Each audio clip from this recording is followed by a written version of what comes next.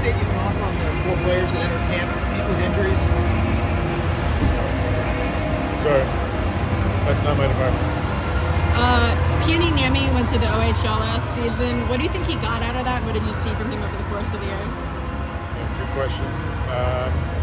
A lot of ice time, a lot of different roles for him and opportunity. I think his game grew. Defending the rush, his footwork, defensive skating, and then the opportunity he got in the power play and the kill penalties. I think to play on a competitive team with a good coaching staff that was open to our development group to be in there, I think it was a good season for him. And I think he learned a lot. Also going to World Juniors, I think he had a really good showing.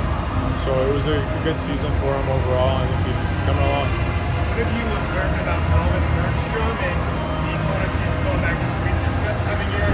What would impact this season? Him going back there versus maybe really good kid. Really like him. A lot of offensive potential. I think his shot is elite.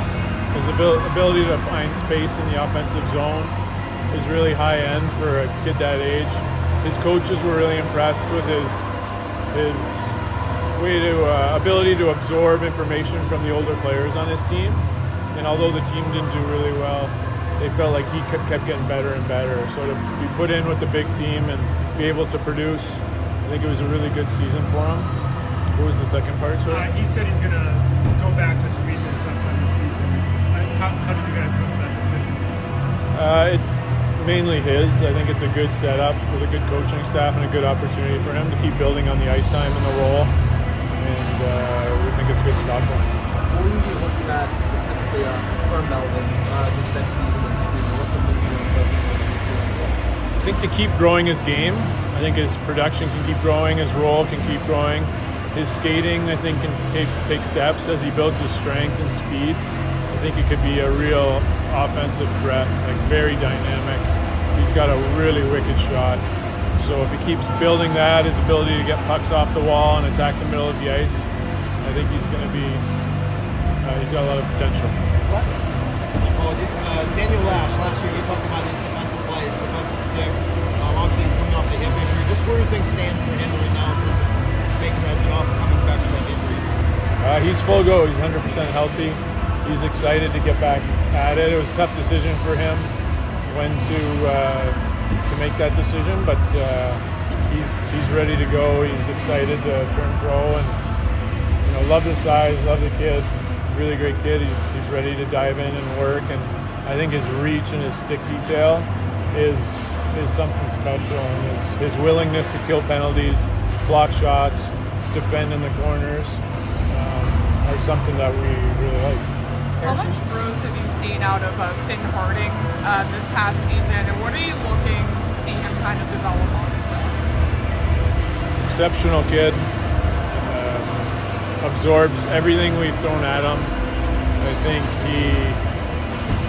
throughout his season in Brampton, he was thrown into every different role. He was killing penalties, he was on the power play. There's times during the Christmas, not break, but the Christmas stretch where a lot of guys were at World Juniors, he was playing 30 minutes a night and just eating it up. So a lot of growth in his game. Skating, it keeps getting better. I think speed is always going to be something I can relate to with him, that he's going to have to keep working on, but he's a willing learner. He's learning how to defend really hard consistently, move pucks, some offensive side to him this year in Brampton, so exciting times for him. Harrison Brunick made an impression in the big camp last year. What do you think is the next step for him as he looks to make an even bigger impression maybe this September? Yeah, we just want him to keep growing, keep developing. I don't want to put a goal there for him, but I think he's come a long way. I think the time in Wilkes-Barre was really beneficial. His time with the coaching staff there, with some of our development staff, I think he took the not criticism, but constructive criticism, and was able to apply it right away. If you watch his games in Wilkes-Barre, there was growth. Like, it took off. It was impressive how he grew into the games in the playoff. He looked very confident for a young kid. So we're really excited about his potential. He could be a really good two-way defender with offensive upside. Mikhail Ilyin, do you know where he'll be next season, and just how do you describe him as a player? What does he bring? Really intelligent, really good hockey sense, puck skills, good playmaker, decent scorer. I think we gotta keep pushing him to play a bit faster, work on his skating. I'm not sure exactly, I haven't got the latest update, but I hope he's on his way. I hope we all get to meet him in person. But his hockey sense and intelligence is elite, so that'll be exciting. Travis Hayes said that he profiles a lot like Avery Hayes, his brother. How excited are you guys to get a player that profiles like Avery Hayes in the fold, both from a player and character standpoint? Get another one of those.